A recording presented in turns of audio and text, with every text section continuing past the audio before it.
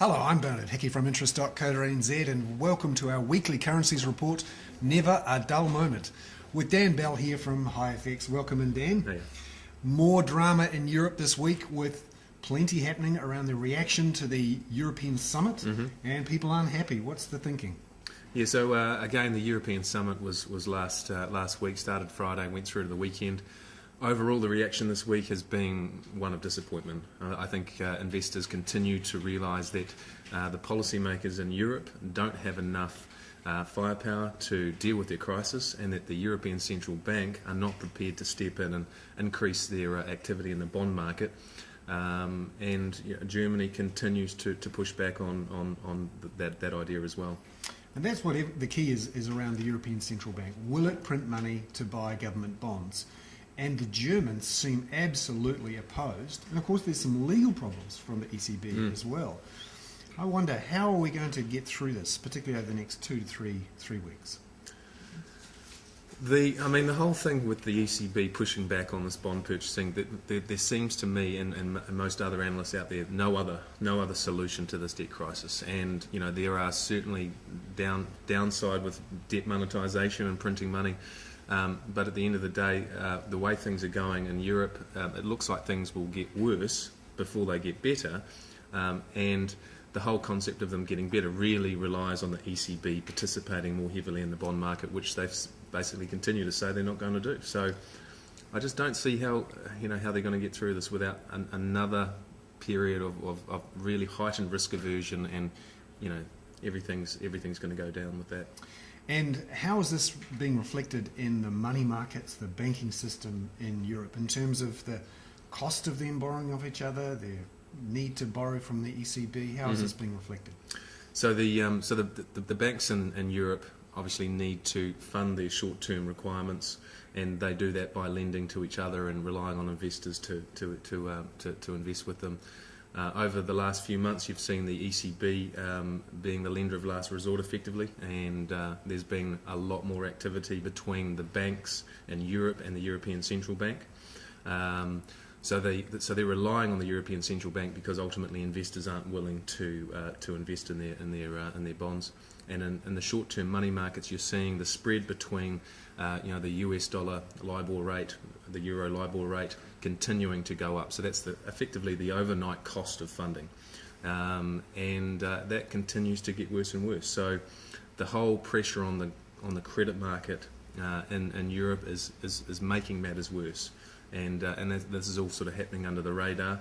And where it goes from here, well, we'll certainly find out soon, but it doesn't look good. And one of the other pressures on the banking system is the need to raise fresh capital to improve their capital levels to the new levels proposed by the Basel III process. And last week we heard from the European Banking Authority that Europe's banks needed to raise 115 billion euro, and it's becoming clear now this is extraordinarily difficult for them to do. There's only a couple of things they can do, one of which is to raise money in the market from their own shareholders. And what's the feeling about how likely that is? Not that likely at the moment, and it certainly doesn't take a genius to work out that investor demand for anything associated with Europe at the moment is quite low. You've got the threat of the credit rating agencies potentially downgrading the sovereigns and the banks for that matter. So if you're an investor looking at Europe at the moment, European banks need more capital. Are they going to get that up from offshore investors? I don't see how they can. And are they going to get that off the government? Well, the governments have already run out of money, haven't they? Their sovereign debt positions continuing to skyrocket, putting further pressure on the overall situation, bond yields continuing to go up. So it's a really bad place. And you talked about the need for fresh capital, and the banking system has been undergoing the sort of broad restructure around the world where banks are required to hold more capital, but really at a time when there isn't a lot of positives in terms of the economic outlook, and really where the risks, particularly in Europe, continue to increase by the day.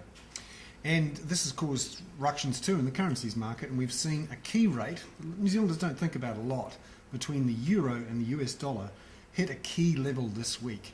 This is the US dollar euro rate, broke through the 130 mark. Correct, yeah. And you say that there's a key level right underneath that we should watch closely. Yeah, so the euro versus the US dollar broke under 1.3, and that's the lowest it's been in 11 months since January this year. So as it comes under selling pressure, you see stop loss orders under the market, or what we call option barriers, and that's where certain banks or traders might be protecting certain levels. Once those levels give way, it often creates further selling pressure, and there is talk about some very big option barriers around 1.29. So the euro managed to push back up over 130 and is sitting around 130.50 at the moment overnight. But if it continues to drop and breaks through 129, a lot of analysts are saying that it's going to drop all the way back down to 120. And the lows that we had back in August in 2010 were around $1.18. At that time, the Kiwi versus the US was trading at 65 cents. So that correlation between the euro, what's happening in the euro versus the US dollar, and what's happening in the Kiwi versus the US dollar is quite close. In fact, it's running at about an 80% correlation at the moment. So what happens in the euro versus the US will have a big impact on the direction for the Kiwi versus the US over the next few months. So set up an alert on your mobile phone when you're at the beach, 129 on the euro. Pretty much, yeah. And looking ahead through the next week or two, the sorts of ranges that the New Zealand dollar might trade at, firstly versus the US dollar? Yeah, so we held support around 74.50 yesterday, so we broke down to lows of around 74.60. We've pushed back up to 75.5 at the moment. Last week we got to a high of 78.50. It feels like we're probably going to sit between 74 and up to maybe a high of sort of 77.5 to 78. But overall, it continues to look like we've got a downtrend in place. However, at this time of year, Christmas and the holiday season tends to see liquidity dry up in the market, so we can see more aggressive swings in the market as people start to go on holiday, and that may see a bigger range in the Kiwi. And it wouldn't surprise me to see a 5 to 10% range in the New Zealand dollar over the next 2 to 4 weeks. And against the Aussie, any big moves there? Or not really. It's a bit of a slow-moving cross at the moment. We're sitting back around 76 cents at the moment. We broke down to a low of around 75.20 this week. It looks like we're starting to creep up a little bit against the Aussie dollar. The situation in Australia, we are expecting the Reserve Bank of Australia to continue to cut interest rates next year. And at current levels, the Kiwi versus the Aussie is still well below any long-run averages. And against the two European crosses, the euro and the pound?